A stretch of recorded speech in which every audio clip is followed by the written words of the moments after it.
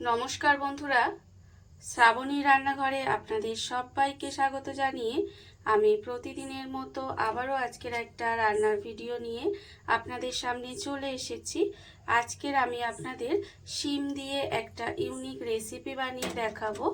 আশা করি আপনাদের ভালো লাগবে। তার জন্য কিন্তু আমার পুরো ভিডিওটা আপনাদের দেখতে হবে।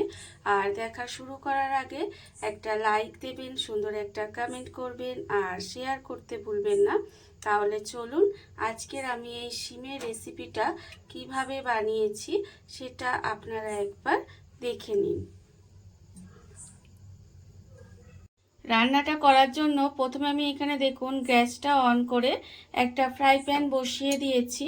এইবার আমি এর মধ্যে দিয়ে দেব সর্ষের তেল। রান্নাটা কিন্তু আমি এখানে সর্ষের তেলেই করব, তার জন্য আমি এখানে বেশ কিছুটা সর্ষের তেল দিয়ে দিলাম। এবারে তেলটাকে প্রথমে একটু গরম হতে দিতে হবে।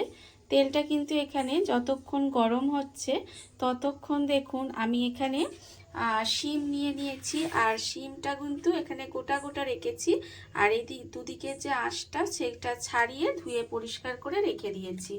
এবারে আমি শিমের মধ্যে দিয়ে দেব প্রথমে সামান্য একটু নুন, আর দেব আমি একেবারে অল্প সামান্য একটু হলুদের গুঁড়ো দিয়ে শিমটার মধ্যে এই নুন হলুদটা প্রথমে খুব ভালোভাবে মাখিয়ে নেব। এটা কিন্তু প্রথমে খুব ভালোভাবে মাখিয়ে নিতে হবে। আর আমি প্রতিদিনের মতো আপনাদের একটা কথাই বলবো যে প্লিজ আমার ভিডিওটা আপনারা টেনে টেনে দেখবেন না, পুরো ভিডিওটা দেখুন, আশা করি আপনাদের ভালো লাগবে।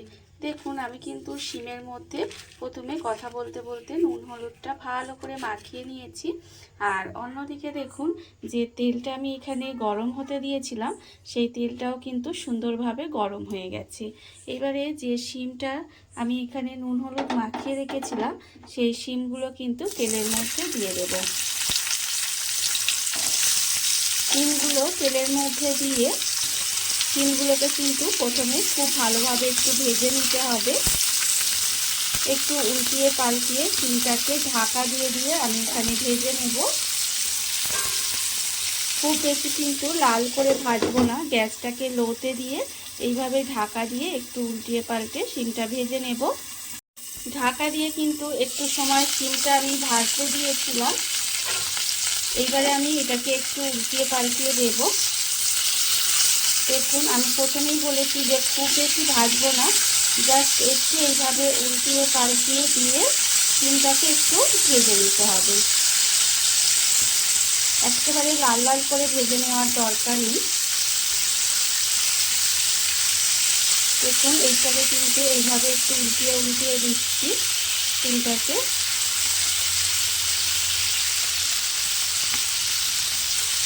দিয়ে আবারও কিন্তু এটাকে ঢাকা দিয়ে একটু সময় এইভাবে রান্না হতে দেব। ঢাকা দিয়ে দিলাম। আর এটা যতক্ষণে হচ্ছে ততক্ষণ দেখুন একটা মশলা রেডি করে নেব। তার জন্য আমি নিয়েছি মিক্সির জার। মিক্সির জারের মধ্যে আমি এখানে দিয়ে দেব প্রথমে 6 কোয়া রসুন দিয়ে দিলাম। আর দেব আমি এখানে 2টো কাঁচা লঙ্কা। আমি একটা মশলা রেডি করছি, দেখুন 2টো কাঁচা লঙ্কা। আর দেব আমি এখানে টমেটো, একটা মাঝারি সাইজের টমেটো, 8খানা টমেটো দিয়েছি। আর দেব আমি এখানে বেশ কিছুটা ধনেপাতা। ভীষণই সহজ রান্না, খেতে কিন্তু অসম্ভব সুন্দর হয়। এইভাবে আপনারা একদিন হলেও বানিয়ে দেখতে পারেন, খেতে আশা করি আপনাদেরও ভালো লাগবে। ধনেপাতাটা কিন্তু এখানে একটু বেশি ব্যবহার করেছি। দেখুন বেশ কিছুটা ধনেপাতা দিয়ে দিলাম। দিয়ে এবার এর মধ্যে জল দিয়ে আমি কিন্তু পেস্টটা রেডি করে নেব। মশলাটা আমার এখানে রেডি হয়ে গেছে, মশলাটা রেডি করে নিয়েছি। আর অন্যদিকে দেখুন যে শিমটা আমি এখানে ভাজতে দিয়েছিলাম সেই শিমটাও কিন্তু এখানে ভাজা হয়ে গেছে। এইবারে শিমটাকে আমি আলাদা করে তুলে রেখে দেব। শিমটা কিন্তু আলাদা করে তুলে রেখে দিতে হবে। শিমটা আমি এখানে আলাদা করে তুলে রেখেছি। এবারে ওই তেলের মধ্যেই রান্নাটা করব। তার জন্য প্রথমে দিয়ে দেব এখানে কালো জিরে। এখানে কিন্তু অল্প সামান্য একটু কালো জিরে ফোড়নে দিলাম। ফোড়নে দিয়ে ফোড়নটা কিন্তু খুব ভালোভাবে ভেজে নেব। ফোড়নটা কিন্তু প্রথমে সুন্দর করে ভেজে নিতে হবে যাতে ফোড়ন থেকে সুন্দর একটা গন্ধ বেরোয়। দেখুন এইভাবে কিন্তু ফোড়নটা ভেজে নেব। আর এটা যখন ভাজা হয়ে যাবে, এটা কিন্তু ভাজা হয়ে গেছে, এইবার আমি এর মধ্যে দিয়ে দেব যে মশলাটা আমি এখানে রেডি করে রেখেছিলাম, সেই মশলাটা কিন্তু এখানে দিয়ে দিলাম। মশলাটা এখানে দিয়ে এবারে এটাকে একটু কষিয়ে নেব, যাতে এর যে একটা কাঁচা গন্ধ আছে সেটা চলে যায়। দেখুন এইভাবে কিন্তু একটু সময় কষিয়ে নিতে হবে।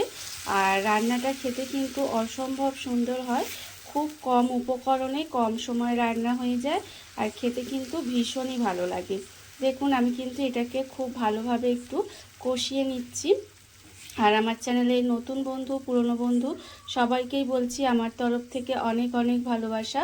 নতুন বন্ধুদের বলবো যে আমার চ্যানেলটা যদি সাবস্ক্রাইব করেন তাহলে পাশে থাকা বেল বাটনটা অবশ্যই প্রেস করে দেবেন, যাতে আমি যখনই কোনো নিত্য নতুন ভিডিও আপলোড করি সবার প্রথম আপনাদের কাছে নোটিফিকেশান চলে যাবে এবং আপনারা আপনাদের সময় মতো সেটা দেখে নিতে পারবেন। আর পুরনো বন্ধুদের বলবো এইভাবে আমার পাশে থাকার জন্য, আমাকে এগিয়ে যেতে সাহায্য করার জন্য আপনাদের অসংখ্য অসংখ্য ধন্যবাদ জানাই। দেখুন মশলাটা কিন্তু এখানে একটু কষানো হয়ে গেছে। এইবারে আমি এর মধ্যে দিয়ে দেব আন্দাজ মতো নুন দেব, আর দেব এখানে অল্প 2-4 দানা চিনি। এটা কিন্তু স্বাদের ব্যালেন্স করবে, অথচ মিষ্টি ভাব আসবে না। দেখুন এইটা দিয়ে কিন্তু একটু মিশিয়ে নেব। মিশিয়ে নিয়ে তারপরে কিন্তু এর মধ্যে দিয়ে দেব জল। এটা কিন্তু মেশানো হয়ে গেছে।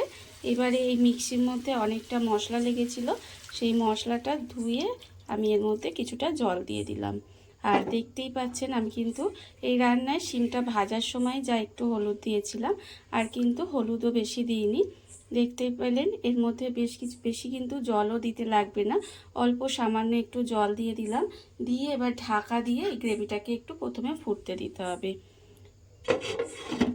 গরম ভাতের সাথে খেতে কিন্তু ভীষণই ভালো লাগে, বিশেষ করে শীতকালে। এই নতুন শিম উঠছে, আর এই সময় এই রান্নাটা আপনারাও একবার করে দেখতে পারেন। দেখুন ঢাকা দিয়ে একটু রান্না হতে দিয়েছি, যাতে গ্রেভিটা প্রথম খুব ভালোভাবে ফুটে ওঠে। গ্রেভিটা আমার এখানে ভালোভাবে ফুটে গেছে, এটা কিন্তু আমি ভালোভাবে ফুটিয়ে নিয়েছি। এটা কিন্তু গ্রেভিটা প্রথমে খুব ভালোভাবে ফুটিয়ে নিতে হবে। এইবারে যখন এইভাবে একটু ফুটে যাবে তখন কিন্তু আমি এর মধ্যে দিয়ে দেব যে শিমটা প্রথমে আমি এখানে ভেজে রেখেছিলাম, সেই ভাজা শিমগুলো কিন্তু এর মধ্যে দিয়ে দেব। ভাজা শিমগুলো কিন্তু এর মধ্যে এইভাবে দিয়ে দিতে হবে। আর শিম যেহেতু এখানে ভাজাই আছে, মানে সেদ্ধ হয়ে গেছে, শিমটা কিন্তু রান্না হতে খুব বেশি সময়ও লাগবে না। দেখুন এইভাবে শিমগুলো দিয়ে দিলাম, দিয়ে এবার এটাকে একটু মিশিয়ে দেব। এইভাবে এটা মিশিয়ে দিলাম, মিশিয়ে আবারও কিন্তু একটু সময় ঢাকা দিয়ে রান্না হতে দেব, যাতে মশলাগুলো সমস্ত কিছু শিমের মধ্যে ঢুকে যায়। ঢাকা দিয়ে আমি এটা বেশ কিছুক্ষণ এইভাবে রান্না হতে দিয়েছিলাম। দেখুন রান্নাটা কিন্তু এখানে আমার প্রায় হয়ে এসেছে। আর শিম তো নরম সবজি, শিম কিন্তু আমার এখানে আগেই ভাজতে ভাজতে সেদ্ধ হয়ে গেছিল। এইবারে আমি রান্নাটা যখন এইভাবে হয়ে আসবে একটু মাখো মাখো মতো, তখন কিন্তু এর মধ্যে দিয়ে দেব 2 চেরা কাঁচা লঙ্কা, আর আমি দেব এর মধ্যে ওপর থেকে অল্প সামান্য একটু ধনেপাতা কুচি। অল্প সামান্য একটু ধনেপাতা কুচি আর চেরা কাঁচা লঙ্কা দিয়ে এটাকে গ্যাসটা অফ করে দেব, দিয়ে কিছুক্ষণ ঢাকা দিয়ে রেখে দেব। তারপরে আপনাদের পরিবেশন করে দেখাবো ঠিক কেমন হলো। দেখুন বন্ধুরা, বাড়িতে থাকা কত অল্প উপকরণে কত অল্প সময় কত সুন্দর একটা সিমের রেসিপি বা সিমের ইউনিক রেসিপি যাই বলেন না কেন তৈরি হয়ে গেছে, আপনারা দেখতেই পেলেন। আর এটা কিন্তু খেতে অসম্ভব সুন্দর হয়। এইভাবে আপনারাও একদিন হলেও বাড়িতে বানিয়ে দেখতে পারেন। আর এই ভিডিওটা যদি আপনাদের ভালো লেগে থাকে, আপনারা যদি ফেসবুক থেকে দেখে থাকেন পেজটি ফলো করে দেওয়ার অনুরোধ রইল। আর যদি ইউটিউব থেকে দেখে থাকেন চ্যানেলটি সাবস্ক্রাইব করে নেওয়ার অনুরোধ রইল। তাহলে চলুন ভিডিওটা আমি এখানেই শেষ করছি। আপনারা সবাই ভালো থাকবেন, সুস্থ থাকবেন। আবারও হাজির হব নতুন কোনো রান্না নিয়ে।